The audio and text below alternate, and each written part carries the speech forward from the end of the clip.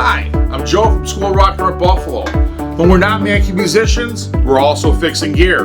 So if you have a guitar or bass in need of love, if you need new strings, please bring it in. We'll be more than happy to help you.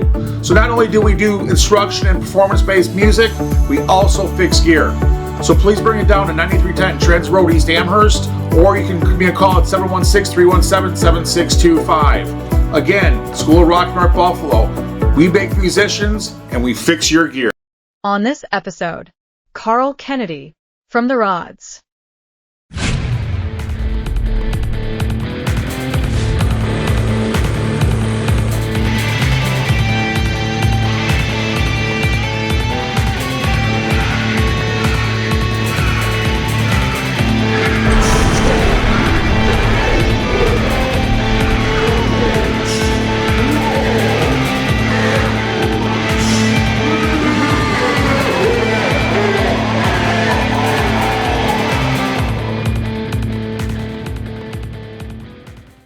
All right, joining us now from the Rods, let's welcome Carl Canedy. Hello, Carl.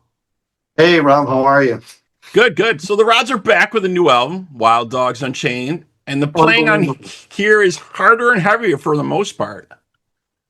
Yeah, I mean, it's, I don't even know what to say anymore because it's, David, when we started recording this, David, we had to write songs for the album, and I had some ideas, Freddie had some ideas, but David cranked out so many songs so fast, and they were great songs. So we're like, okay, let's go. And so it's really cool that we have this album now, and we're really happy with it. Yeah, and again, this was mixed and mastered by Chris Collier. Again, you brought him in, Yes. right? Yes, Chris has done. I think he's done the last 3 Rods albums. He did the 450s album with me, and he did the Canedy album. Excellent, excellent. You have as you can see here, you have a pretty impressive kit here. What's your typical setup like? People always want to know what type of stuff, the drummers are using, or if you switch stuff out, or you have a typical set. I have 5 or 6 sets. I don't know. We laugh about that. My daughter is always busting me whenever I bring a drum in. I have 20 some snare drums. She's like, "Oh, good, another drum." but it's my typical kit is like live. I use 3 mounted toms. I use 2 kick drums, horse snare drum, and 2 floor toms. And then I use a variety of cymbals like China cymbals. So I have an endorsement with Kasha cymbals, which I love, and I have Evans Diodario endorsement, which has been fantastic that they've supported me all these years. So, and ProMark drumsticks. So fortunate, but that's basically my kit. It's pretty standard. And once in a while, I'll play a single bass kit, and I do record with. I'm trying to move my camera here, so excuse my blackout for a second. I do record with 1 kick drum and a double kick pedal. And that's just because it makes life a lot easier than trying to balance.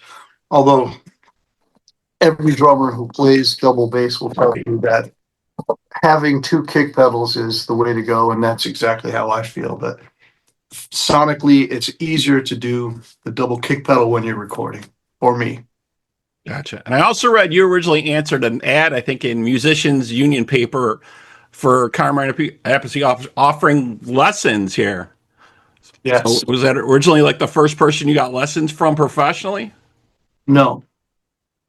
I had taken lessons early on when I first started, and I wish I could remember the guy's name, but he actually would come to my house. I was living in Pennsylvania, and I would go to the store, Knapp School of Music it was, and I would go there, but then he would actually came to my house a few times, but he just told me I sucked. Like he just was, it was like, why am I paying this guy? He Right. just told me I sucked. No positive feedback. Yeah. None. And I wanted to be, he was an NARD, National Association of Rudimental Drummers, a NARD drummer, certified. I'm like, hey, do you think if I really practiced hard and studied, I could be a NARD drummer? No way. No, never happened. Never happened for you. And so when I did test with Andy Weiss, and I did pass and get my NARD certification, it was a huge day for me. It was kind of like to him. Exactly right. But anyway, I answered the ad. I called this number, and I say that Carmine Appice is accepting students, and I'm interested. And he goes, "This is Carmine." I was like, "Wow, my hero." Right. On the phone. It was awesome. So I started taking lessons, and it was life changing. I can never thank. And I tell Carmine when I see him, and he could not care less. But we talk about those days on Long Island with Joe Markovich, I think his name was. And I feel bad getting it wrong, but he was very young and died of cancer. It was very sad. But I would take lessons with Joe sometimes when Carmine was on the road. But it was huge for me, and it also really changed my drumming. I mean, nothing I can't say it enough. Totally changed my drumming. And Carmine was cool because after the drum teacher the instructor who was so negative, I just learned myself. I just taught myself listening to records and like, how is he doing that? Like Hal Blaine had there's so many things I didn't realize I was doing with Hal Blaine. And I'll do this, hopefully it's not loud, but I have a thing on my drum head. Just learning like press rolls, open rolls, flams. I didn't know what they were. So I would hear them and I would duplicate them so I could play them. I just didn't know what they were called. And Carmine would say, "That's really cool. That's wrong. Technically, you normally wouldn't play that way, but it's cool. So keep it." And then he would say other things. You know what? Let's change this. Let's not do it that way anymore. He never was negative in any way. He was always very positive. And, he taught me to play. He was using a lot of energy. Taught me how to play for a long period of time without using so much energy that you burn out. It was just huge. I learned, and, the classic line that Carmine said, and here I am now at my age, old. He said, if you're playing, there was a kid who was coming in who took lessons before me. And he was a glammed out kid, glitter on his sneakers, and all I would hear him, because I'd have to wait, and I'd hear him go, "I just want to play fast." It was like Ricky Bobby, want to go fast. Right. And this guy just wanted to play fast. And so after I said, "Carmine, wow, that guy was really focused on speed." And he said, "If you play because you want to get laid, if you want to get rich, you want to get famous, you're playing for the wrong reasons. If you play because you love it, you'll have it your whole life." And truer words were never spoken, because here I am, and it's been my whole life. Yeah, definitely. Just an amazing, legendary drummer. Obviously, he's played with so many bands. Obviously, Vanilla Fudge, Ozzy, Rod Stewart. The list goes on and on. But just very cool as well. Yeah, great drummer. Yeah, and it sounds like he really helped you develop your style and saw what you were doing and turned that into a style for you, or a way of playing for you. Absolutely, it helped so much, and it helped with independence and going through his book Realistic Rock, which I had to learn to do it with eighth notes, quarter notes, and playing on the and. So you had to play a regular beat and play your hi-hat on and. Things I'd never done before. They were foreign to me. And, once I mastered them, it was opened a whole new world for me. Yeah, definitely. So let's talk about the latest single you guys got out, World on Fire. Seems to be a very fitting track for the current climate, right? Yeah, absolutely. I mean, in all honesty, it's been when you look at world history, it's been pretty fitting for most of the world. I mean, the human race really, you have to say we're as much as we don't think we are primitive, we're fairly primitive. We definitely will go after each other and for greed and religion. So, I mean, it's timeless, and it's also very, very current. Yeah, definitely. So let's check out the track here. We'll take a quick pause. We'll check out the track and video for World on Fire, and we'll be right back here with Carl on Talking About Rock.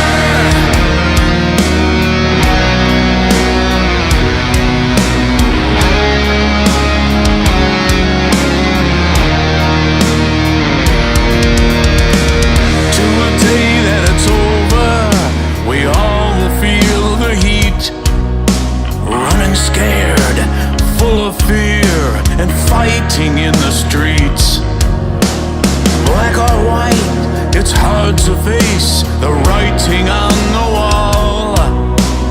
Evil is as evil does, someone takes the fall. Till the day that it's over, it will just have to be a world on fire, and we can't put out the flame. The tension's higher. Will it ever be the same? A world on fire. I never thought I'd see it burning down. A world on fire.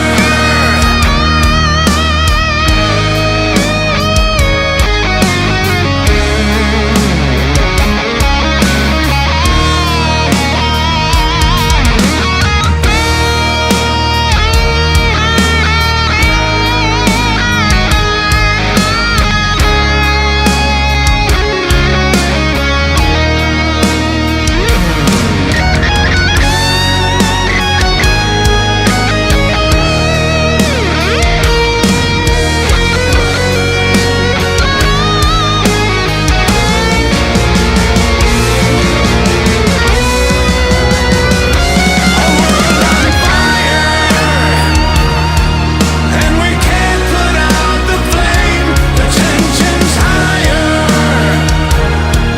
Will it ever be the same? A world on fire. I never thought I'd see it burning down. A world on fire. And we can't put out the flame. The tension's higher. Will it ever be the same? A world on fire. I never thought I'd see it burning down. A world on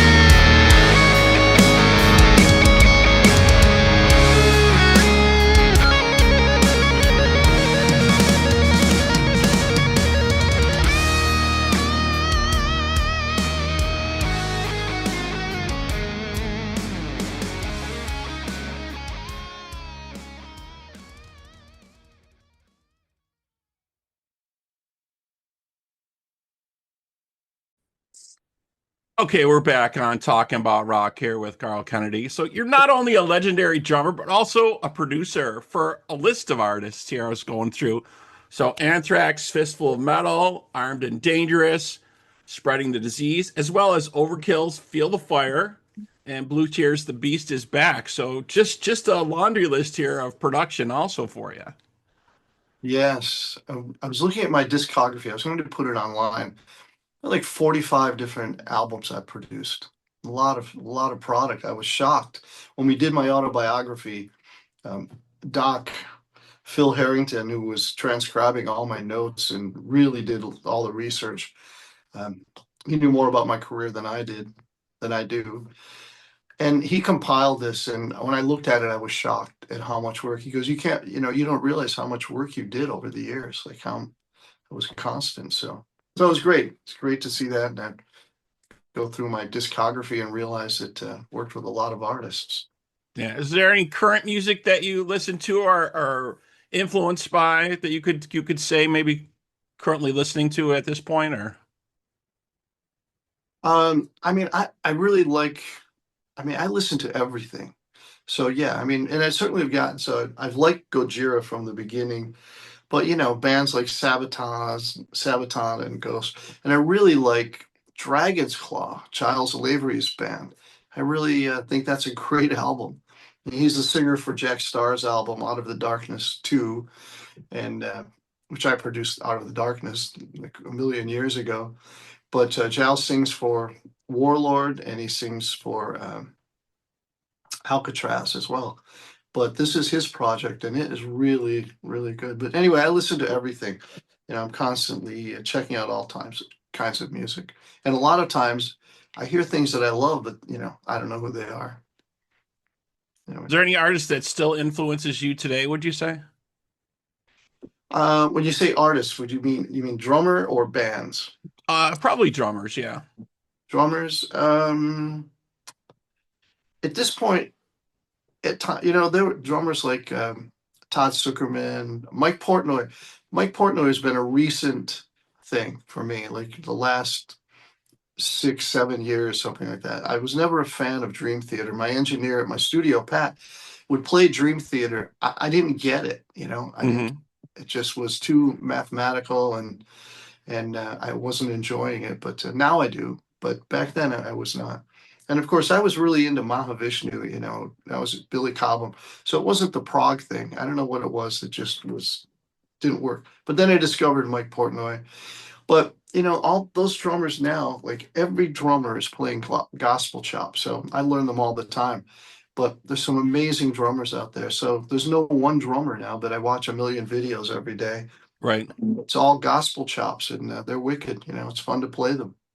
Cool. So what else is going on with the Rod? You guys got any upcoming shows and dates coming up? We're looking to do one show that will be more of an event. We want it to be a fan event where we play. We're going to record a live album. And at the same time, we'll record the day before, so for the studio tracks, and then we'll record live with the audience involved. And then we'll just open the vaults, all the merchandise sales, giveaways, and then we'll just hang with the people who come to the show. So we're looking to do that date. We haven't set a date yet, and that will be material for the live album that I won't say what it is right now. We'll save that until we're ready to launch it. But I'm looking forward to that. I'm excited. We've been working on the set list for the new album, for the live album. So that's what's in the works for us. That sounds amazing. And do we have a release date for Wild Dogs Unchained? I wasn't sure if I saw that. September 5th. Okay, so new album should be out September 5th, and then we're going to have a live album is in the works for you guys. That sounds like a really, really cool idea. I really dig that. Well, keep us up to date on where that's going to be at so we can go and check that out. Will do. And thanks for the support. Appreciate it.